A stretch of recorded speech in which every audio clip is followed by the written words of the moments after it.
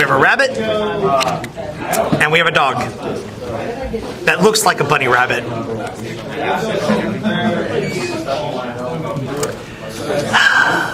Time for the deck profile of the deck theme that basically took up 50% of EX4. No, I'm not joking.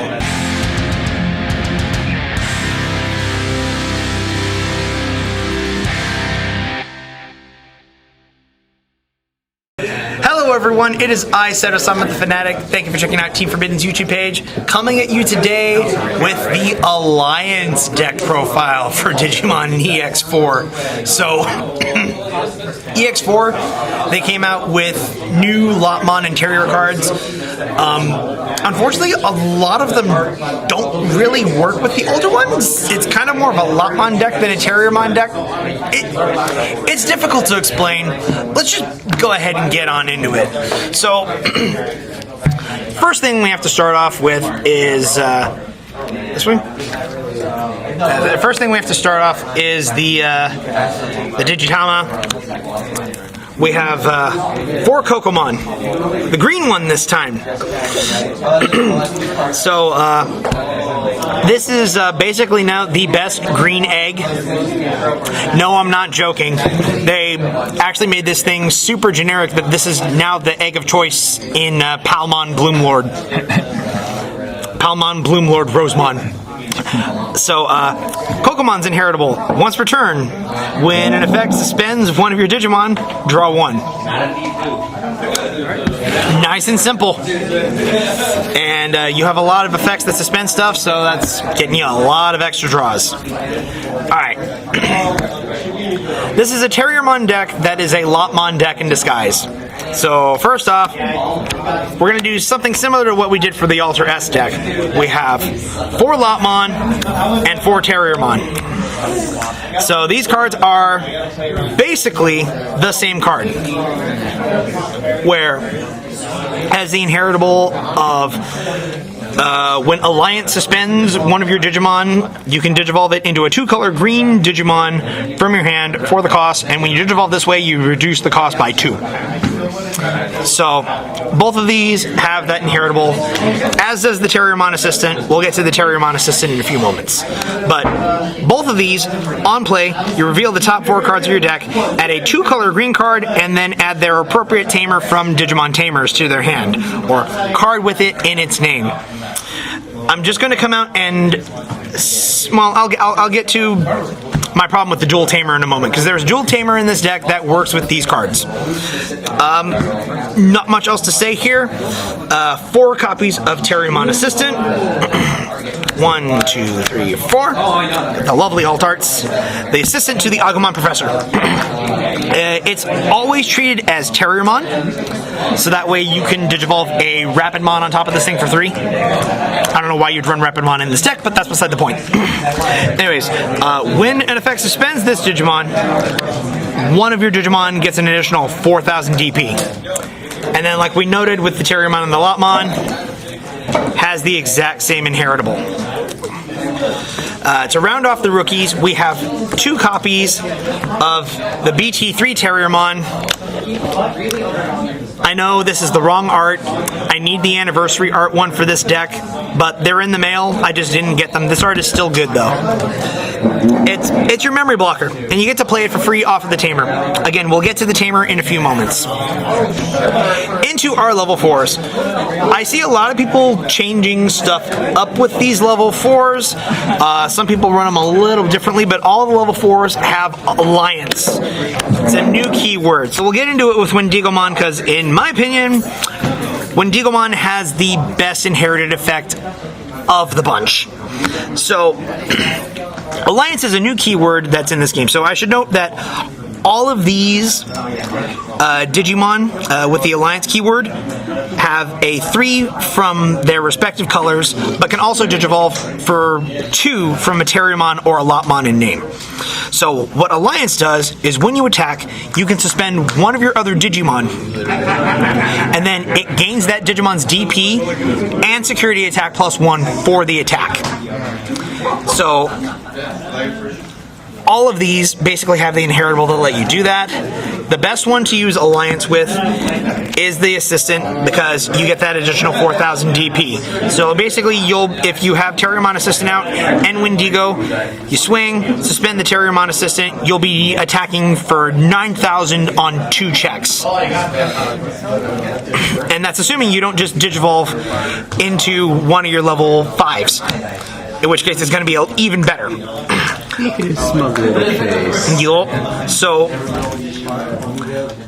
when Digimon has the inherit, all of these have Alliance. All the Ultimates have Alliance as well.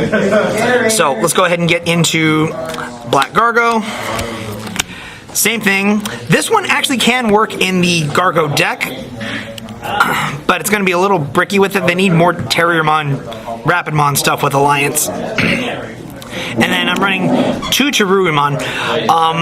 I've seen a lot of people go like 3/3 on these, or run just this one. I'm not entirely sure why, but it's they all do the same thing, but their inheritables are a little bit different.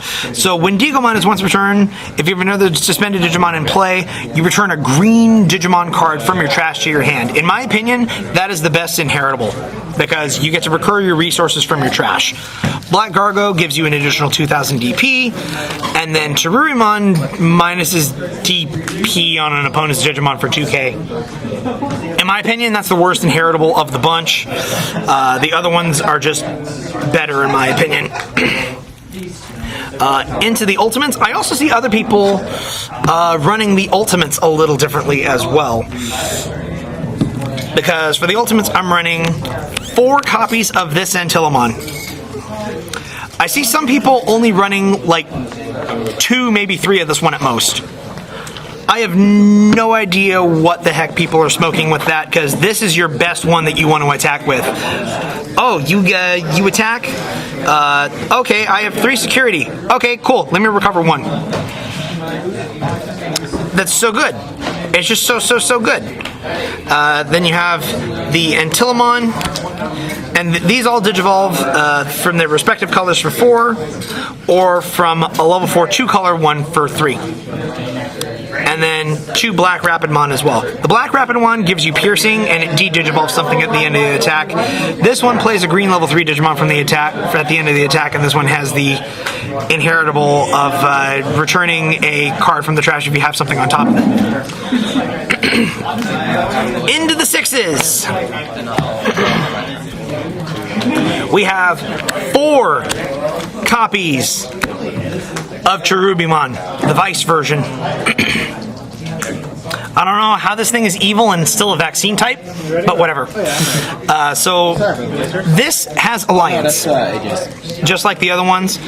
But the main reason you run 4 of this one is when Digivolving till the end of your opponent's turn, this Digimon and one of your level 5 or lower Digimon gain on deletion. You may play this card without paying the cost from the trash. Yeah, that is just as busted as it sounds. And there's a lot of stuff that goes on with this one. Rounding off the level 6 lineup, I really wish I could run more than 2 of this, but he doesn't have Alliance, but this is your main defensive wall, basically, for the most part. The blocker and reboot for all your guys, and then he's basically a double blocker. Because when another Digimon becomes suspended, you can just unsuspend him. So if you have Alliance and you do stuff, you can just end games with this. You could run the yellow Cherubimon if you like. I personally don't think the one from EX4 is worth it.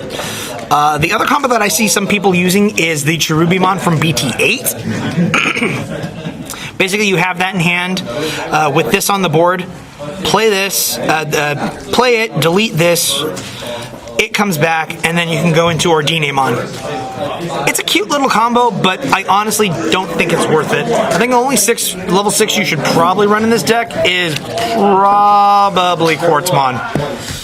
If you run a level 6 at all, because it's not really a good idea to go into a level 6 in this deck, in my humble opinion. Alright, 7, yeah, thank you. So, 4 copies of Henry and Susie. So, start a main. If you have one or fewer Digimon, you can play a Cherubimon or a Lopmon from your hand without paying the cost. But the Digimon that is played by this effect cannot Digivolve and is deleted at the end of your opponent's turn. Again, play this one with this effect if possible. That's your best one. So, your turn, if your Lopmon or Cherubimon would Digivolve, you can suspend it and reduce the Digivolution cost by 1. So, I have 2 problems with this card, but you have to run 4 of it because you need 4 of it for this deck. First problem. It only works when Cherubimon or Lopmon are Digivolving. You try to do the higher ones, it doesn't work. Second problem. The new Kira Hanene Tamer treats it as both of them. This one doesn't, which means it does not work with Lopmon from EX2. I don't know why they decided to do that. I don't know why they decided to have some cards from this set work with the Yola support cards and other ones not. But whatever. I guess all this deck is really missing is Alliance as an inheritable. Maybe on a future egg, I don't know. But Henry and Susie, you run 4 of it because you have to. Now, I would run EX2 Henry Wong for my Memory Tamer for this deck if it worked on the Antilamon and Cherubimon evolutions. Unfortunately, it doesn't, so I'm stuck to using arguably the best Memory Tamer in the game because everything is green. I'm not going to bother explaining Mimi. You should all know what this girl does by now. To round off our deck, we have 2 green memory boosts because everything is green. So you're doing that. Oh yeah, that new memory boost that's in the set. Never run it. That card is absolute utter gutter trash. Don't play it. I don't care how tempting it is or how in theme it is for this deck. Never play Tarnish Hero. Finally, to round off this deck, we have what, in my opinion, is possibly 4 copies of the most busted option card in the entire game.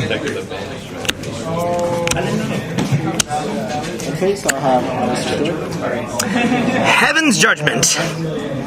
Where to begin with this card? Ghost Arc can use it. No, it can't. It needs green. It's level 7 option card. Yeah, but it needs green in order to play it. Ghost Arc plays it for ignoring. No, it doesn't. You need the color for it, don't you? No.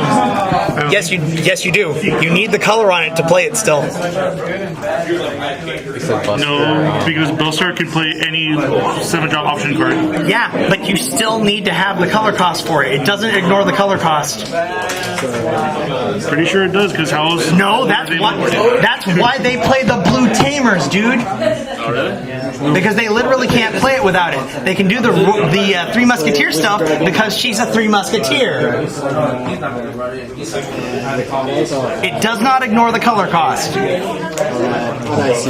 Hey, long time no see. Look it up. In fact, he's special summoning himself. We'll be right back. I thought this card was underwhelming at first, but it actually does a lot more broken than you think at first, and everyone gets this card's effect wrong, so I'm going to have to explain it. This card is absolutely and utterly busted. So, the first thing is, while you have a green card, Digimon or Tamer in play, you can play it without meeting the color requirements. So that already breaks the game right there. So, main. Activate this effect below. For each color your Digimon have in play, activate it again. One of your opponent's Digimon gets minus 6,000 DP for the turn. So, What people don't seem to understand is that if you have a Digimon with 2 colors out, that's minus 6,000 3 times. So it activates the minus 6,000 once, and then let's say you have a green and a black or a green-black Digimon out, it will activate it 2 more times. So that's 18,000 DP. And it activates it separately, so like Shine Greymon from BT2, you can select multiple targets with this. It is literally bonkers. The security effect is only minus 12, but everyone keeps getting that thing wrong. They think, oh, it's for every color you have. No. You activate that effect once, and then for each color you have out, you activate it another time. So, yeah, this card is absolutely busted. And that's the last card in the deck. So, guys, that's the Alliance deck. I'm hoping it'll have some future support, maybe stuff that... It's missing an inheritable for that is basically what it's missing. Maybe a new Cherubimon that has the inheritable for it. So that way Rapidmon can use it with Armor Purge. But, guys, that's it. Like, comment, subscribe, hit that bell down below for notifications, and we'll catch you guys later.